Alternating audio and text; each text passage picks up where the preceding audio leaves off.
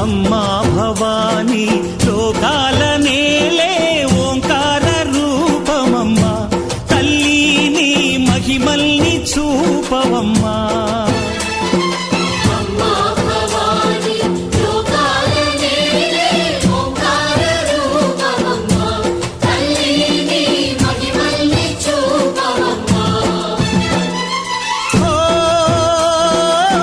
సృష్టికే దీపమా, శక్తికే మూలమా, సింహరథమే నీదమ్మా. అమ్మ దుర్గమ్మ భక్తులను దీవించుమా.